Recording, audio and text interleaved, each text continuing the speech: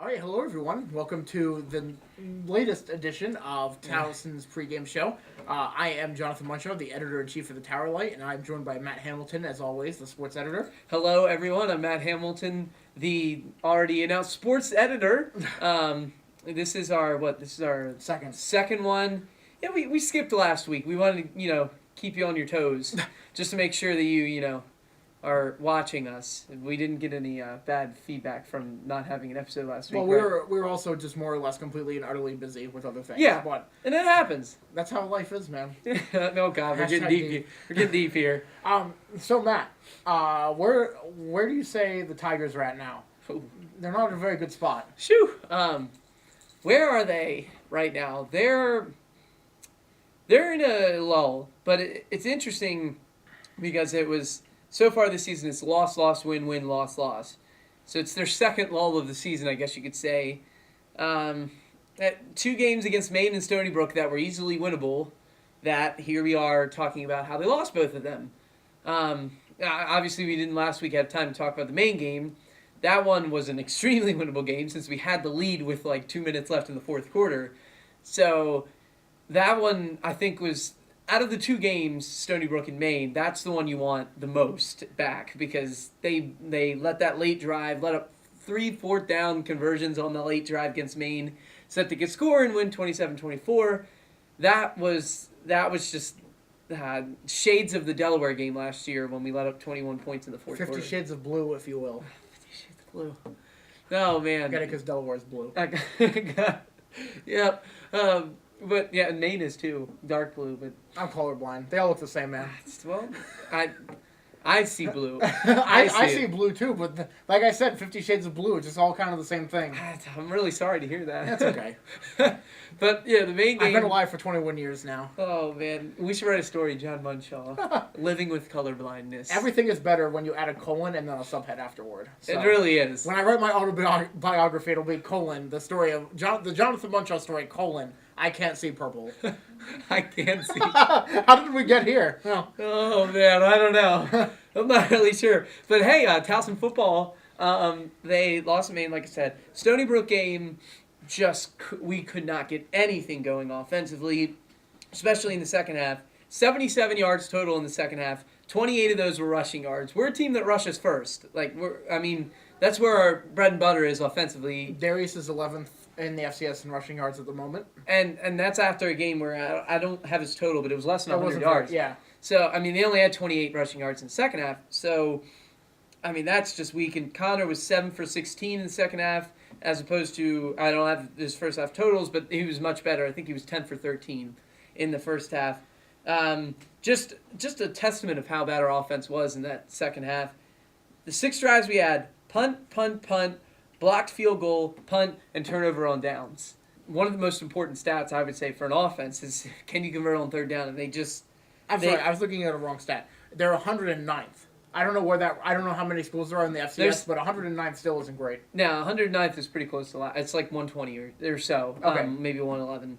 But, you can't win too many games if you're going to struggle on third down, which is something that Towson, they've struggled with all year. It wasn't just Stony Brook, even though Stony Brook is the number 1 offense in the country. So you can give them a little bit of the benefit of the doubt there, but this is something they've struggled with all season. So I don't know what they're going to do to correct that, if they're going to, try some new plays or something. But it's a problem for this offense, and maybe this JMU game will be a good test for us because, well, we'll get into it, but their defense is the complete opposite from Stony Brook. Well, wouldn't you say, Matt, I know this is a cliche in sports, and the cliche is always, you don't want to say this early in the season that it's a must-win game, but it might be a must-win game, but this might be a must-win game. It's almost... Because they would fall to 0-3 in the conference. This sounds bad. Or do you think it's already too late? It could be. It might be. It probably is. It for us to be able to compete in the CAA, I think we'd have to win this game. Obviously. Really, if you want to be realistic, the 2 first home games, both of which we should have won, were, I think, more important than if we, say, lose this game away. Right. when we say, like, when the season's over and we look back on it, I think the two losses they just had will be more important. If you're a Towson football optimist and you still think they have a chance at the playoffs, which they're basically going to have to win out to do, then yes, it's a must-win. I mean, every game will be a must-win from now on, but you don't want to lose 3 straight. It's been a long time since Towson's lost 3 straight games.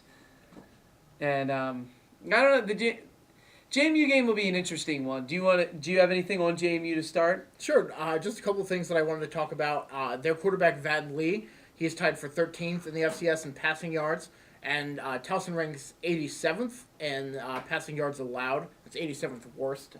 So not like I don't know how you would even construe that one way or another, but it's not good anyways.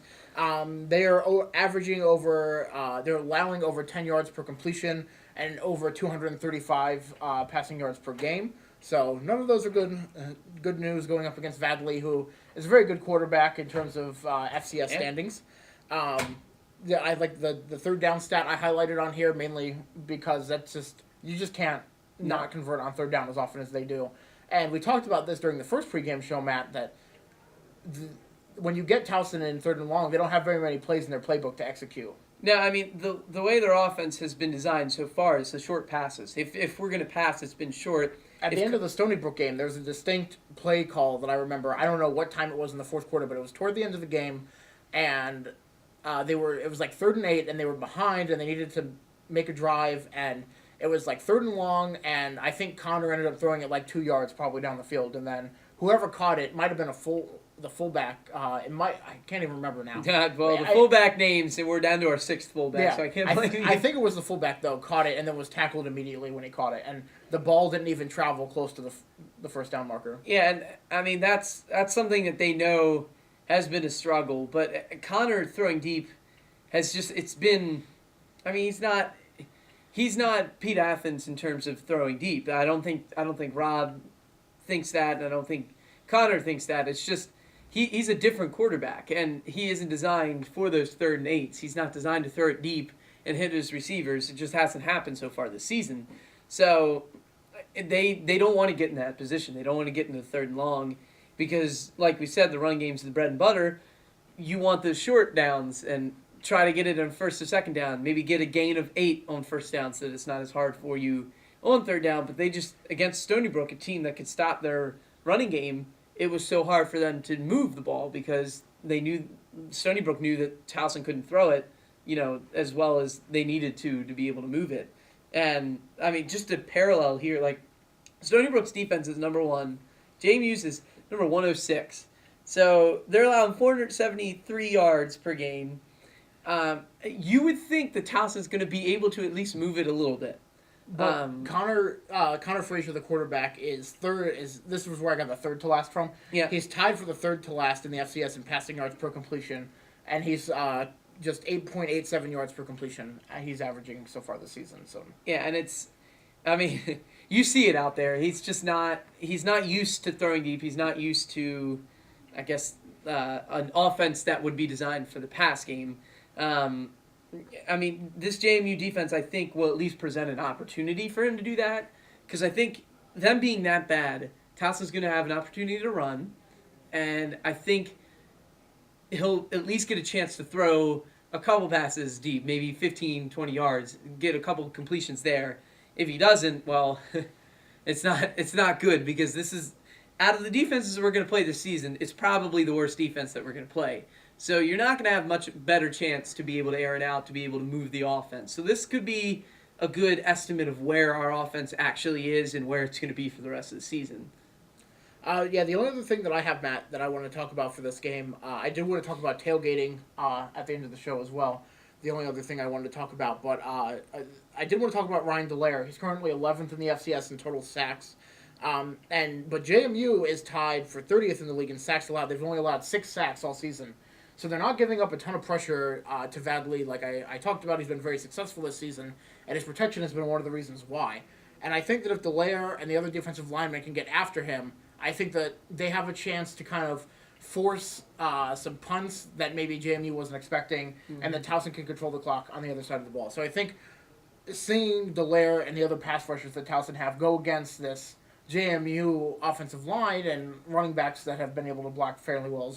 Obviously, running backs and fullbacks are always a part of the pass blocking as well.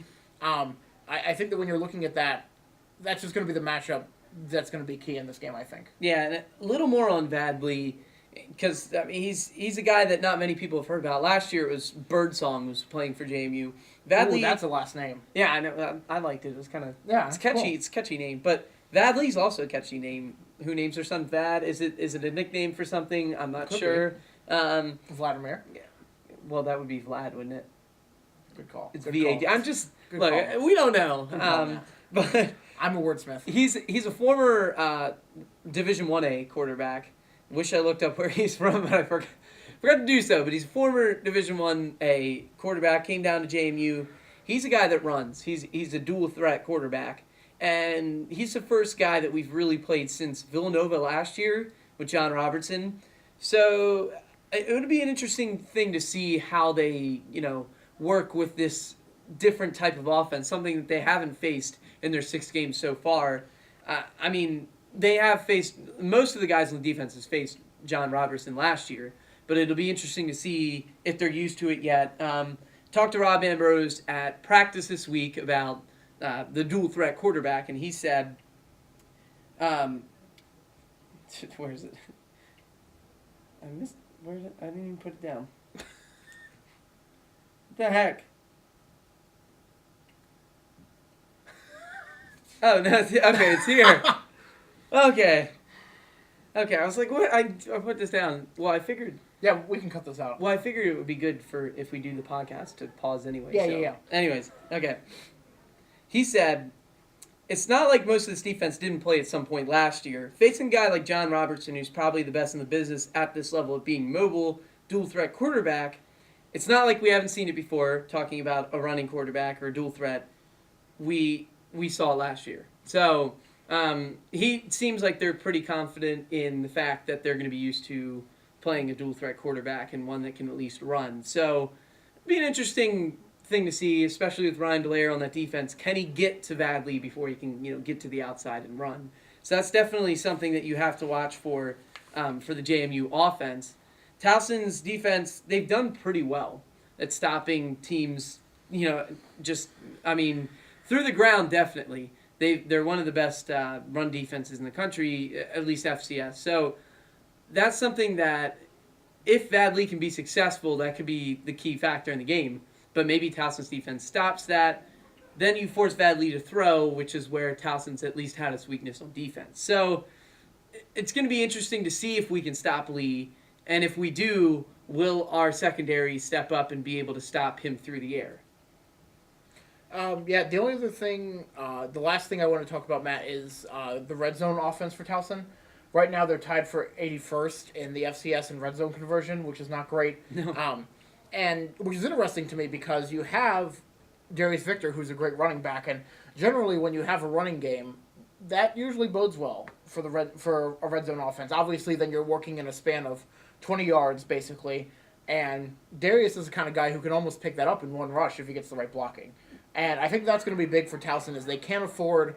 I think Connor didn't he have an interception that was on the other side of the field? Yeah. Against Stony Brook. Yep, and he had an interception against Maine too that was deep in the territory. Yeah. So when they get those chances, they can't afford to give them up. I think they should be running the ball a lot down there. And against a team like JMU, who has the offense to make you pay, on the other end, if you're down by 7 points, you get in the red zone and you turn the ball over, you could all of a sudden be down by 14 on the next drive without even thinking twice about it. Yeah, and that's something that for Towson, Rob Ambrose has talked about it a lot.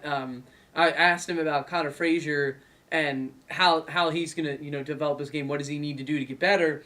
And Rob was talking about turnovers. He said if you take away the turnovers, we win the 2 games, the Stony Brook and Maine game. They're really small, but they're really big. That's a nice Rob Ambrose quote there. But he's right. Like without those turnovers, we could have possibly won the Stony Brook game, and I think we would have definitely won the Maine game without those turnovers. So this is an offense. Maine and Stony Brook, their offenses were pretty weak coming into the games against us. This offense is not weak, so I wouldn't surprise me at all if they made us pay if we do throw any turnovers. And I mean, if it happens, I could easily see us down 3 scores pretty early. It's worth noting that for the season, my voice just cracked there. That was kind of weird. It's worth noting that both JMU and Towson have a +2 turnover margin on the season, so they're both even in that category. Well, there you go.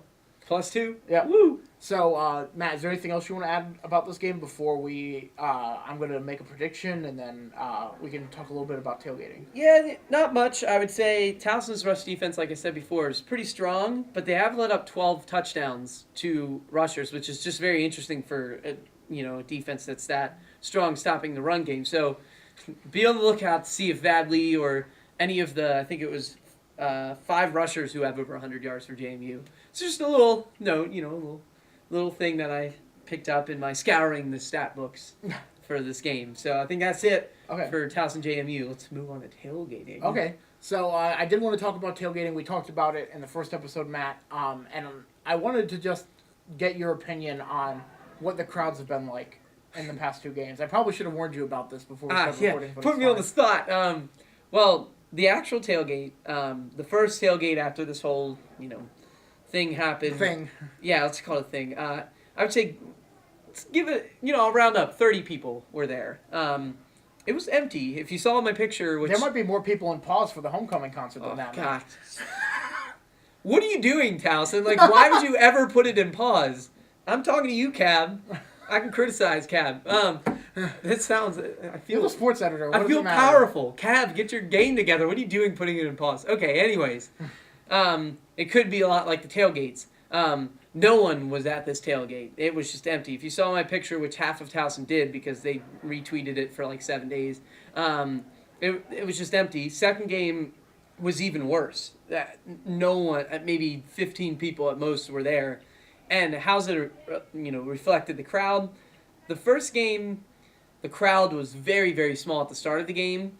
And then you noticed a group of people, a couple thousand, that actually came for the football game, which I was really happy about. Thank you. But the game before we, did the tinkering with the tailgating, there was 9,000. These 2 games have both been 6,000. And also keep in mind that that's the number of people who have gotten tickets, not the number of people who have shown up. Yes, which it would be smaller, trust me. And the Stony Brook game, I mean, obviously we have a trend of people leaving at halftime. That's been happening for the 4 years that we've been here. That's no secret, but man, there were like 40 people in the crowd at the end of that Stony Brook game. And it's a close game, so to say tailgating has affected the attendance at games, I think it's safe to say it's affected it. I don't know how much, but, I mean, there's 3,000 less in the last 2 games than there had been in the home game before they did anything with tailgating. So I'd say it's at least fair to say that it has affected that. And tailgate itself, it's non-existent at this point. So, and right before we recorded this, I was down at a tailgating forum with our news editors, I should say, Cody and Sam, and it was hosted by the SGA. There were Deron Allen was there, but there were no administrators taking part in the conversation about tailgating. So it was students only. It was students who were leading the conversation in SGA. And the predominant thing that I heard was that people, when it was a tailgate, people weren't treating it like a football game. And we talked about that, Matt, that people at Virginia Tech and West Virginia and Maryland go to the tailgates to go to the football game. And Kyle Bamberger, who is he used to be the president of Pike, or no longer, or currently is, one of the two. But anyways, he's in Pike, and he's also the director of athletic relations for the SGA.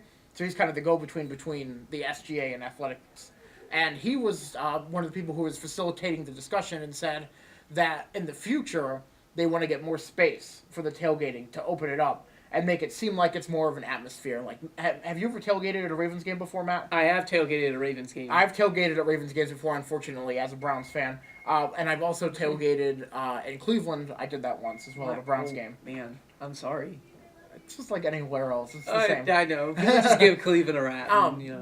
But at those games, it's more open. There's more spaces in between the cars. People have grills out. People have tables out. They have footballs out, cornhole, ladder ball. They have their radios out listening to pregame shows or listening to music. Some people might even have their TVs out, either watching the pregame show or watching another game. Like if I went to a Ravens 4 o'clock game one time, and at the Ravens 4 o'clock game, they had 1 o'clock game on during the tailgating and things like that. Mm-hmm. That doesn't happen at Towson, and from what I gathered from what Kyle was saying, from what other the students were commenting on, that's what they want out of the tailgate, and that's what they want it to be. Uh, I, I don't know, students. See, my thing with that is that they haven't showed that they want these grills and the TVs and the normal tailgate stuff. At least from what I've seen from these tailgates, I mean, it just doesn't look like they want it to be a normal tailgate. If they did, I think there would be a little more, actually trying to tailgate and less, the, I guess, the partying associated with tailgating. I don't know, I take from what you said, it seems a lot like what I guess the alumni or like the family on, what is it, Lot 21. Lot 21, that's what would be the equivalent of an NFL tailgate. There's some game playing, there's cornhole, there's people just having a good time. Yeah, they're drinking, but they're having a good time, and it's not just centered around, let's go crazy. And like we were talking about, that's the difference between what at least I think Towson students were doing and if they did what people did in Lot 21, I don't think Towson would have a problem with that. But I think it's because it was taken out of proportion and it got to that point. Yeah. But it'd be interesting to see if students can do what they say they want to do, the games, the casual drinking and just tailgating for the football game. More power to you. I think the big litmus test is going to be the homecoming game coming up against Elon, because that's generally the most ruckus pregame and tailgating experience, if you will. And I think it's going to be a litmus test for the students and how they handle it, but also the administration, because it's going to be hella embarrassing for the administration if even for the homecoming game that the alumni lot is totally filled up. I'm going to be in the alumni lot with some Towerlight people and doing things over there. But if the student lot is completely empty, and I've been in the alumni lot before, that actually is a very fun place to be for the homecoming game.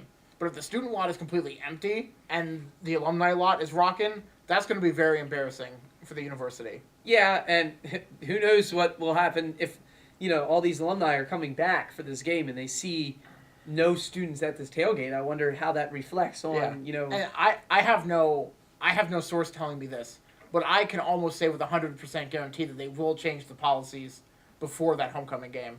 That's not someone telling me that, but from what I've, scuttlebutt, if you will, and from the conversations that are going on, I believe that they will make a change some way. I'm not saying what those changes will be, but there's definitely going to be another round of changes coming. And stay tuned for that, because, what they're doing right now, if they want no students to come to the tailgate, it's working. But if they want people to actually come to the tailgate and enjoy themselves, something's going to have to happen, because Towson right now is not responding to the rules that have been implemented. Yeah. So we'll see. Like I said, I would agree with you. Something's going to have to change if they want people to come to the tailgate, which I think they do. So, stay tuned for that, because there'll be more changes coming, I'm sure. Yeah. All right, well, I think that's all the time we have for this pregame show. This is the video version. I'll be uploading an audio version of this as well, with some quotes from Rob. Anybody else, Matt, besides Coach Ambrose? No, just Rob for this week. Okay. But we'll be adding in some players for next week. So feel free if you want to go to the audio version as well, but I'm sure you love seeing our beautiful faces today as well. So my official prediction for the game, I think that Towson is going to win. I think that they're going to control the clock running the ball. And I just think that this is one of those games that Towson knows that they have to win before the season really starts. I mean, their chances of winning the CAA are already not that great at this moment. But I think Towson and Coach Ambrose knows that if they lose this game, it's going to really start to go downhill. Yeah. And I think that urgency kind of pushes them into a win on the road. What's the score? I will say 17 to... Oh, boy. Let's go 21-17. 21-17, interesting. Well, I'm going to pull a journalist and just not predict the score of the game. But watch for how Towson's offense moves the ball. Can they move the ball against JMU's defense? I think that's the big question here. If they can, they might be able to succeed. If they can't, and they turn over the ball, it could be, like we said, a hole real early. So that's my key to the game. Can Connor Frazier and Darius Victor and whoever else is going to step up move this offense for Towson? Mm-hmm. All right, well, thanks for watching Towson, and hopefully, is the game going to be on TV? I hope it is. Or you can definitely at least listen to it on the radio. See, I should know, but I've been at all It these might home be- games. it I might haven't be checked on- if they're on TV. Yeah, it might be on Comcast. Yeah, they could be. Either way, I'll be writing the game story this week, so you can look for that. It's very exciting stuff. I'll be at the Orioles game. Hey, go O's, everyone. All right, well, thanks for watching, Towson, and go Orioles, I guess.